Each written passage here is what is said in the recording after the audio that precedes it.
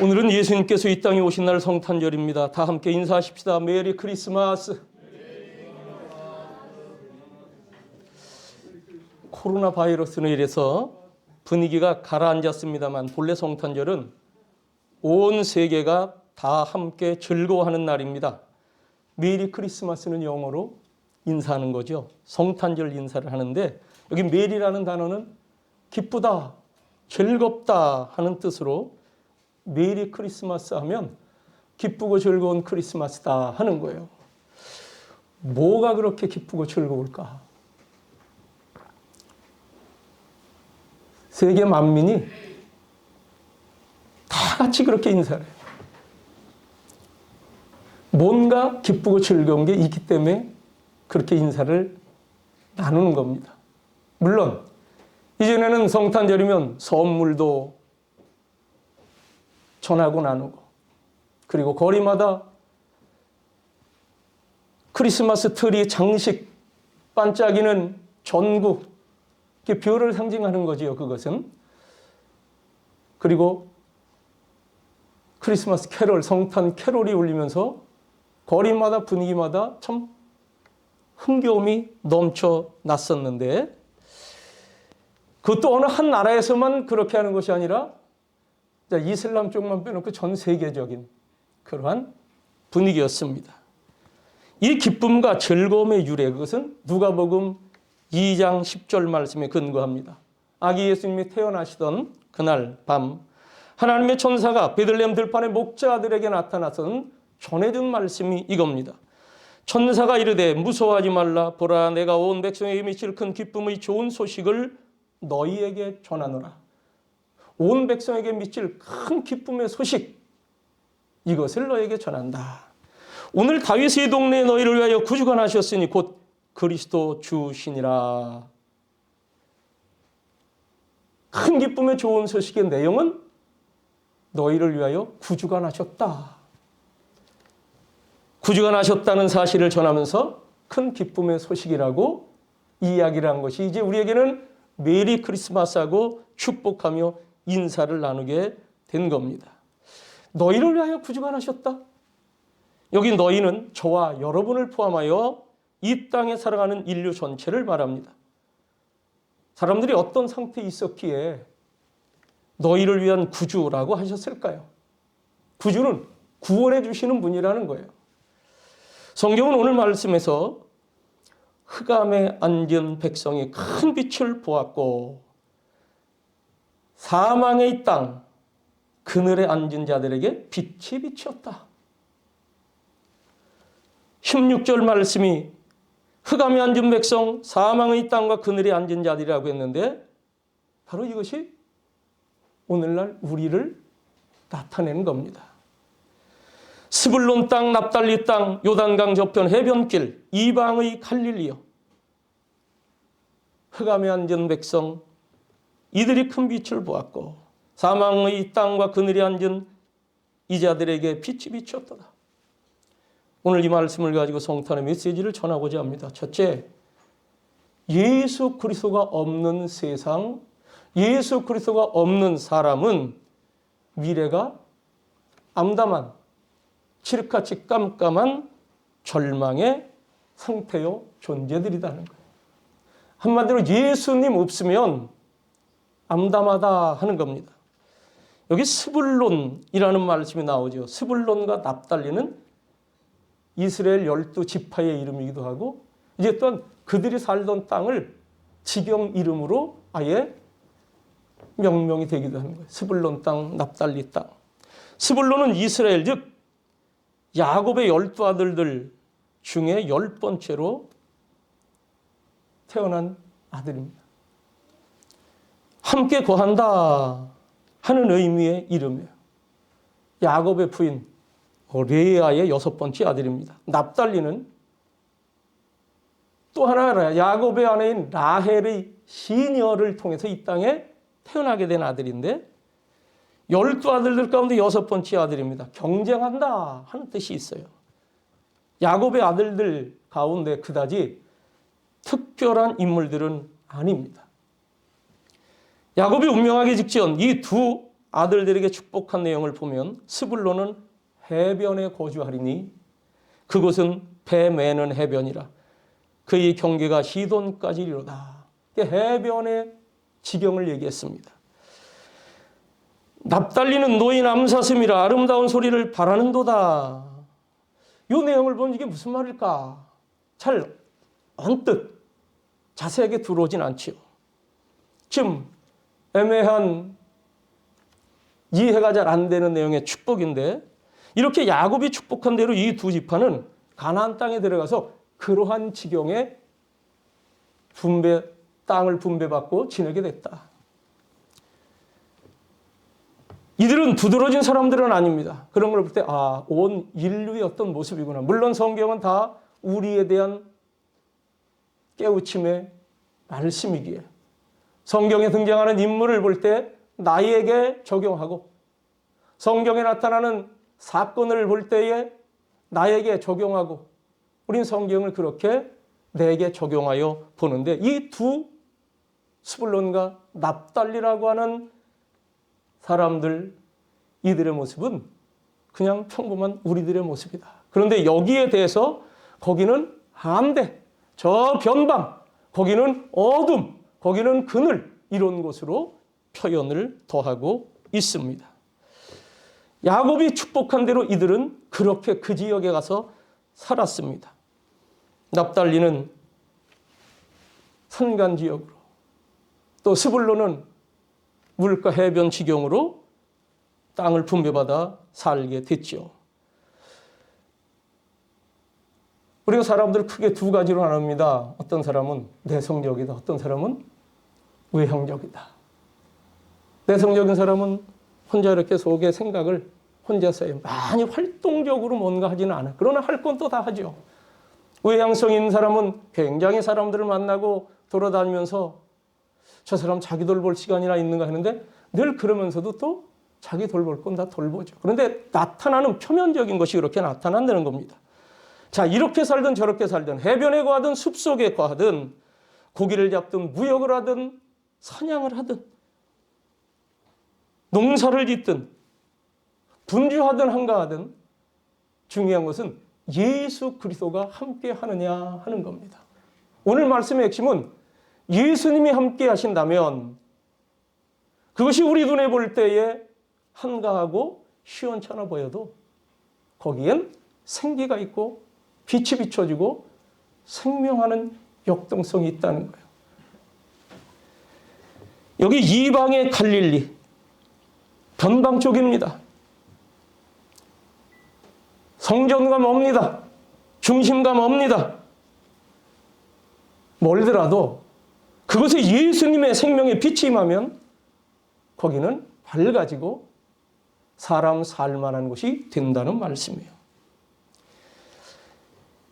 이런 입장에서 예외가 될 사람은 아무도 없습니다. 그리스도를 믿기 전에 우리는 다 이 모습이었다는 거죠. 어둡고 그늘진 곳에 있었다. 성경은 이렇게 우리에게 말씀해 줍니다. 예수 믿기 전에 사도 바울을 통해서 그 사람들의 상태를 묘사하여 이르기를 그때 너희는 그 가운데서 행하여 이 세상 풍조를 따르고 공중의 권세 잡은 자를 따랐으니 곧 지금 불순종의 아들들 가운데서 역사하는 영이다. 전에는 우리도 다 그 가운데서 우리 육체의 욕심을 따라 지내며 육체와 마음에 원하는 것을 하며 다른 이들과 같이 본질상 진노의 자녀였다. 그때 너희는 그리스도 밖에 있었고 이스라엘 나라 밖의 사람이라. 이방 지역이라는 거예요. 약속의 언약들에 대하여는 외인이요 세상에서 소망이 없고 하나님도 없는 자이더니. 예수 믿기 전에는 다 이 상태죠. 그런 우리를 구원하셔서 하나님과 화목하게 하시고 평화를 위해 일하는 성도들로 세워주셨습니다. 예수님은 온 인류에게 빛이 되신다라는 말씀을 오늘 해주시는 내용이 본문의 말씀이에요. 흑암에 앉은 백성이 사망과 그늘의 땅에 앉은 자들이 빛을 보게 된 거예요. 흑암 속에 빛이 비춰지니 더 이상 흑암이 아닙니다. 사망과 그늘진 곳에 빛이 비춰지는데 이 빛은 생명의 빛이니 더 이상 죽음이 아닙니다. 그런 점에서 온 인류는 이런 어둠과 절망의 존재들이었으나 예수님께서 오심으로 인하여 이제 그들의 운명이 바뀌었다는 것이 오늘 두 번째 메시지입니다. 예수님께서 오셔서 우리 인생, 인간, 인류의 운명을 전환시켜 주셨습니다. 어둠 속에 앉은 백성이 큰 빛을 본다. 여기 사망이라고 했는데 공동번역 성경을 보면 죽음의 그늘진 땅이라고 그랬어요. 이게 좀 더 좀 와닿는데 죽음의 그늘진 땅에 사는 사람들에게 빛이 비치리라. 이 말씀은 실은 여기 나오는 대로 이사야서 9장에 나오는 말씀이에요. 평강의 왕을 계시하면서 이 땅에 한 아기가 날 것이고 이 땅에 구세주가 올 것이다. 메시아의 탄생에 대한 예언을 하면서 그 배경을 말씀하셨던 내용. 물론 그 당시에는 이스라엘, 북쪽 이스라엘이죠. 북이스라엘이 아스루 왕 디글랏 빌레셀에게 침략을 당해서 아주 비참한 처지에 있을 때입니다. 그때 주시는 말씀인데 그 현실, 그 당시에 주시는 말씀인 것 같지만 이 하나님의 예언적인 말씀은 그 당대만이 아니라 이것은 영원한 생명의 말씀이 되기 때문에 그때 당시에 선포되는 것을 통하여 오고 오는 모든 세대들에게 해주시는 말씀이 된 거예요. 그래서 아수르에게 짓밟히고 비탄하게 빠진 그 백성들을 구원하신다는 이 사실을 묘사하는 말씀인데 인간은 아담 타락 이후 마귀 사탄의 지배하에 범죄하며 고통당하면서 스스로 힘으로는 영원히 벗어날 수 없는 비극적 운명에 처한 상태입니다. 이러한 인간에 대해 예수께서 자신의 생명을 바쳐 십자가에 인류의 죄를 대속하심으로 구원의 길을 마련하셨습니다. 따라서 누구든지 예수 그리스도만 믿으면 구원을 받고 보호받고 평강을 얻고 누리게 됩니다. 이걸 여러분들 곰곰이 생각해 보세요. 자, 요즘 세상을 살아가다 보면 어떤 사람이 경찰에 신변보호 요청을 하는 경우가 있어요. 뭔가 신변의 위협을 느끼고 경찰의 도움이 필요하다. 그런데 우리야말로 예수께서 우리를 보호해 주십시오 요청하면 보호하실 뿐만 아니라 그 예수님이 자유와 기쁨을 주신다는 거예요. 그래서 예수님은 평강의 왕이라고 계시가 되었습니다. 영원전에 예정하신 대로 구속의 역사를 이루기 위해서 육신의 몸을 입고 이 땅에 오신 날 성탄절, 그리고 오셔서는 하나님의 능력으로 마귀 사탄을 무너뜨리시는 그 일을 하셨다. 요한일서 말씀에 인자가 온 것은, 예수님이 오신 것은 마귀의 일을 진멸하려고 왔다 말씀하셨어요. 마귀의 유혹 속에 있었던 이들의 삶이 그늘로 들어가는 거예요. 아담이 에덴 동산에서 그 광명한 낙원의 삶을 누리다가 마귀의 하수였던 뱀의 유혹을 받아 하나님의 말씀을 어긴 이후 그들은 바로 나무 그늘 속에, 동산 그늘 속으로 숨어들었다. 이러한 인생에 대하여 사도 요한은 참빛고 세상에 와서 각 사람에게 비치는 빛이 있었다고 요한복음 1장 9절에 말씀하고 계시죠. 참빛, 각 사람에게 비치는 빛. 모든 사람 하나 예의 없이 다 주님의 빛을 받는 자들은 생명의 빛을 얻습니다. 그래서 예수님이 친히 말씀하셨어요. 예수께서 또 일러 가라사대 나는 세상의 빛이니 나를 따르는 자는 어둠에 다니지 아니하고 생명의 빛을 얻으리라. 요한계시록에서 다시 오실 예수님이 당신을 계시하면서 또 이런 말씀하셨습니다. 나는 광명한 새벽별이라. 새벽별, 샛별이죠. 새벽에 뜨는 별. 저는 시골에서 목회하면서 이 샛별을 많이 봤습니다. 교회가 산 중턱에 있었기 때문에 새벽기도 마치고 내려올 때, 물론 한여름에는 그게 벌써 낮이 흔히 밝게 사라졌습니다만은 봄, 가을 이런 쪽으로 보면은 이 샛별이 뜨게 되면은 아주 그게 빛나요. 다른 별들은 다 사라졌는데 그 별은 얼마나 밝게 빛나는지 몰라요. 즉, 이 샛별이 뜨면 어둠이 물러가고 새벽에 동이 터오는 거죠. 예수님은 그것을 통해서 당신을 계시하신 거예요. 나는 광명한 새벽별이라. 어둠 속에 빛이 되셔서 어둠을 쫓아내시고 어둠의 세력을 다 진멸하시는 생명의 주. 오늘 주님께서 이 땅에 오심으로 또 주께서 오신 이 날 우리가 기념함으로 다시 한번 하나님께서 이루시는 이 어둠의 세력이 진멸되는 모든 것들을 보게 될 줄로 믿습니다. 전 세계가 팬데믹으로 지금 고통스러운 시간을 보내고 있는 이때 우리를 위해 이 땅에 오신 아기 예수 탄생의 기쁜 소식이 온 누리에 가득하기를 기도하십시다. 고대 로마 제국 시대에 천연두와 홍역으로 헤아릴 수 없는 많은 사람들이 목숨을 잃었습니다. 사람의 힘으로는 어떻게 할 수 없는 그때 희신은 있는데 누구 하나 거기 접근하려고 하지 않습니다. 그때 초대교회 성도들은 이 전염병으로 버려진 사람들을 돌보기 시작했습니다. 이웃을 사랑하라는 주님의 명령을 붙잡고 목숨을 건 진짜 놀라운 선행을 한 것입니다. 당시 초대교회 성도들은 그들과 함께 감염이 되어 목숨을 잃었습니다. 그러나 초대교회 성도들이 보여준 그 극진한 사랑, 그 돌봄으로 결국 로마 제국은 치유되고 회복이 되어 예수 믿는 나라가 된 줄로 믿습니다.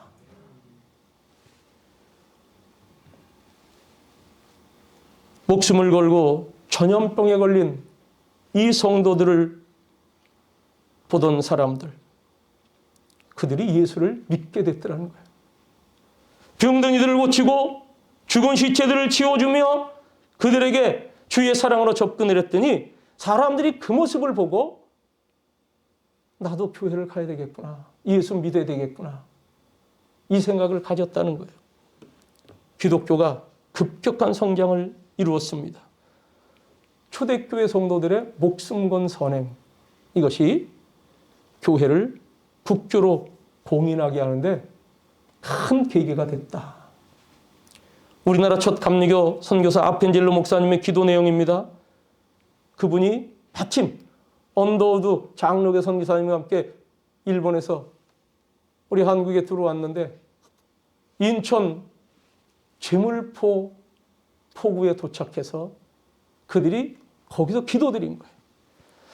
우리는 부활절에 여기 왔습니다. 그날 죽음의 창살들을 꺾으신 주께서 이 백성을 얽어맨 결박들을 끊으시고 그들을 하나님의 자녀로서 누릴 빛과 자유 속으로 인도해 주소서. 부활절이 사망 관세를 누르고 부활하신 그날인데 공교롭게도 그날 이 땅에 선교사들이 들어왔다는 거예요. 하나님의 자녀로서 이 조선 백성들이 누릴 빛과 자유 속으로 인도해 주십시오. 그 기도를 했습니다. 복음을 전하기 위해 이 땅을 찾았던 이 선교사, 이들이 도착하면서 이 땅의 첫 기도문. 오늘 그 이후에 우리나라는 또 굉장한 큰 일을 겪었습니다. 한일 합방이 되고 일제시대를 거쳤어요. 해방이 되는가 싶더니 6.25 동란이 일어났습니다. 말 그대로 황폐화되고 초토화가 됐습니다. 이 대한민국이 위태로울 때 그때 기도하는 하나님의 백성들이 있습니다. 감사하게도 인천 상륙작전의 성공으로 이 공산군들을 일거에 물리치고 오늘날 세계 속의 대한민국으로 우뚝 서게 된 줄로 믿습니다. 그리스도인들은 이걸 놓고 감사하다. 그렇구나. 사망의 그늘질 땅에 앉은 이들, 어둠의 그늘에 앉은 이들에게도 이 빛이 비추면 그렇구나. 예수님이 생명의 빛이요 큰 빛이라고 오늘 말씀하고 있습니다. 흑암에 앉은 백성이 큰 빛을 보았고 사망의 땅과 그늘에 앉은 자들에게 빛이 빛이었도다. 우리 감리교회 구한말 민족운동 선구자이신 전덕기 목사님이라고 있습니다. 이분은 상동교회 청년회 출신이에요. 이준 열사 이런 이들과 같이 청년회 활동을 하고, 그리고 이분이 그들을 위해서 기도해주고 청년들을 키워내기도 했는데, 민족운동에 이렇게 앞장선 분으로 나중에 이제 상동교회의 담임 목사가 됐죠. 지금 상동교회는 남대문과 신세계백화점, 그 남대문 시장 언저리에 있어요. 중심에 있는 거죠. 상동교회라고 했는데 그게 하나로 빌딩. 자, 어느 해 서울의 장티푸스로 죽는 사람들이 많았습니다. 장티푸스 무서운 전염병이죠. 유족들이 시신에 손을 쓰지 못하고 있을 때 시체들이 널브러졌다고 그랬어요. 그때 이 전덕기 목사가 마른 쑥으로 코를 틀어막고 남학신을 신고 직접 방 안에 들어가서 시체를 수습합니다. 염을 장례식까지 치러주고,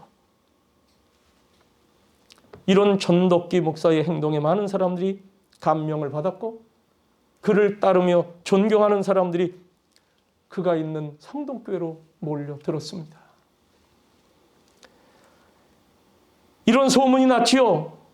시체도 다 염해준다 그러니까 어떻게 합니까? 죽어가는 병자들, 또 심지어는 시신을 뚫뚫 가만히로 싸서 이분이 목회하는 교회 근처에다 버리고 가는 거예요.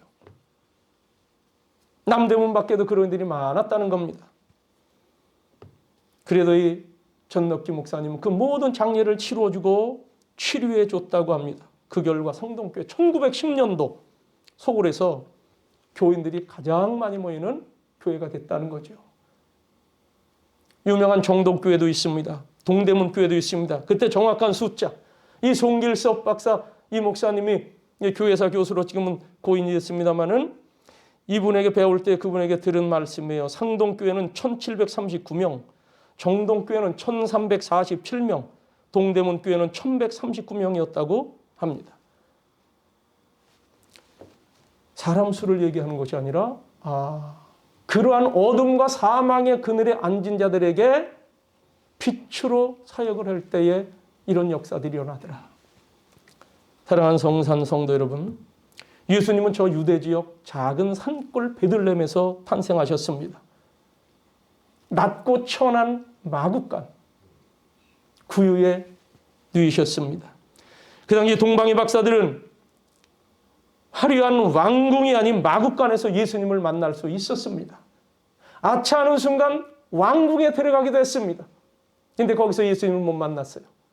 거기를 벗어나서 한적한 산골 베들레헴 촌동네, 정말 유벽한 곳, 이곳에서 예수님을 뵙고 그 아기 예수님께 경배를 했고 그분께 보배합을 열어 다 선물을 드렸다고 했습니다.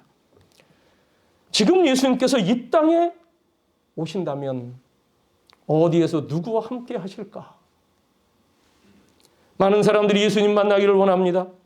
그러나 예수님이 안 계신 곳, 높은 곳, 큰 곳, 규모 괜찮은 곳, 이런 쪽으로 가서 기웃댑니다. 예수님은 섬기러 오셨습니다. 나는 섬김을 받으려 온 것이 아니라 섬기러 왔다. 나는 너희를 위하여 제물로 죽기 위해서 왔다. 제물을 받으셔야 될 하나님의 입장이신데 이분이 제물로 드려지기 위해서 오셨다는 거예요.